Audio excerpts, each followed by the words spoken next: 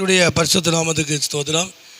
இன்றைய தினத்துக்கான தேவனுடைய வார்த்தையானது சங்கீதம் 27ஆம் சங்கீதத்திலே அந்த 1வது வசனத்தை நாம் பார்க்கும் பொழுது, கர்த்தர் என் வெளிச்சம் என் ரட்சிப்புமானவர், யாருக்கு பயப்படுவேன்? கர்த்தர் என் ஜீவனின் பலனானவர், யாருக்கு அஞ்சுவேன்? அதாவது தாவீது சொல்லுகிற காரியம் என்ன அப்படின்னா, கர்த்தரே எனக்கு வெளிச்சம், அவரே எனக்கு வெளிச்சமாக இருக்கிறார், அவரே எனக்கு ரட்சிப்பு, அவரே எனக்கு விடுதலையாக இருக்கிறார், அவரே எனக்கு பலனாக இருக்கிறார், அவரே என்னுடைய ஜீவனுக்கு என்னுடைய வாழ்க்கைக்கு அவரே பலனாக இருக்கிறார். அவர் எனக்கு வெளிச்சம், அவர் எனக்கு ரட்சிப்பு விடுதலை, அவர் எனக்கு பலன். அதனால் யாருக்கு நான் அஞ்சுவேன், நான் யாருக்கு நான் பயப்படுவேன்னு சொல்கிறான். அதாவது அவர் ஒருவரே எனக்கு வெளிச்சமாக இருக்கிறார், அவர் ஒருவரே எனக்கு ரட்சிப்பும் விடுதலையுமாக இருக்கிறார், அவர் ஒருவரே என் ஜீவனுக்கு பலனாக இருக்கிறார்.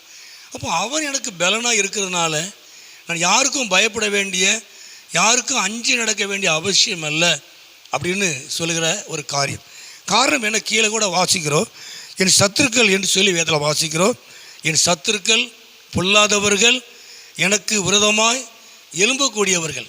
அந்த 3 காரியங்கள் அந்த தொடர்ந்து அந்த வசனத்தில் கீழே வாசிக்கிறோம். அதாவது என் சத்துருக்கள், என்னை பகைக்கிறவர்கள், எனக்கு விரோதமாய் எழும்பக்கூடியவர்கள், அவர்கள் என்னை சுற்றிலும் பாளையம் இறங்கினாலும் நான் இதில் நம்பிக்கையாக இருப்பேன். எதில் நம்பிக்கையாக இருப்பேன்?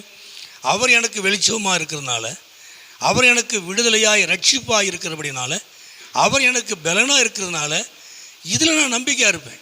அதனால் யார் எனக்கு விரோதமாய் எழும்பினாலும், யார் என்னை சுற்றிலும் விரோதமாய் பாளையம் இறங்கினாலும் நான் இதிலே, அவர் எனக்கு வெளிச்சமாக இருக்கிறதுனால, அவர் எனக்கு விடுதலையாக இருக்கிறதுனால, அவர் எனக்கு பலனாக இருக்கிறதுனால இதில் நான் நம்பிக்கையாக இருப்பேன். கர்த்தர் நாமத்து மகிமை உண்டாவதாக. உண்மையாகவே இந்த நாட்களில் ஆண்டவர் உங்களுக்கு வெளிச்சமாக, அவர் உங்களுக்கு விடுதலையாக, அவர் உங்களுக்கு பலனாய் இருக்கிறதுனால நீங்கள் எந்த ஒரு காரியத்துக்கும் நீங்கள் பயப்பட வேண்டிய அவசியம் அல்ல. நீங்கள் பயப்படும்படியான காரியங்கள் உங்களை சுற்றிலும் நடக்கலாம், ஆனால் தேவன் உங்களுக்கு வெளிச்சமாக இருக்கிறார், உங்களுக்கு ரட்சிப்பாய் விடுதலையாக இருக்கிறார், அவர் உங்களுக்கு பலனாக இருக்கிறார், அவர் உங்களை தொடர்ந்து நடத்துவார், அவர் உங்களை ஆசீர்வதிப்பார். ஜெபமனோமா. எங்களை அதிகமாக நேசிக்கிற நல்ல பிதாவே, அருமையான ஆண்டவரே, இந்த நேரத்துக்காக ஸ்தோத்திரம். ஆண்டவரே, இந்த சத்தத்தை கேட்குற ஒவ்வொரு பிள்ளைகளையும் குடும்பங்களையும் உங்களுடைய கரத்தில் ஒப்பு கொடுக்குறோம். எல்லா பயத்தையும் எல்லா கலக்கத்தையும் கர்த்தர் மாற்றும். நீர் வெளிச்சமாக இருக்கிறதுக்காய், பலனாக இருக்கிறதுக்காக, விடுதலையாக இருக்கிறதுக்காக நன்றி செலுத்துகிறோம். நீர் மகிமைப்படும், ஆசீர்வதியும். இயேசுவின் நாமத்தில் ஜெபிக்கிறோம் நல்ல பிதாவே. ஆமேன், ஆமேன்.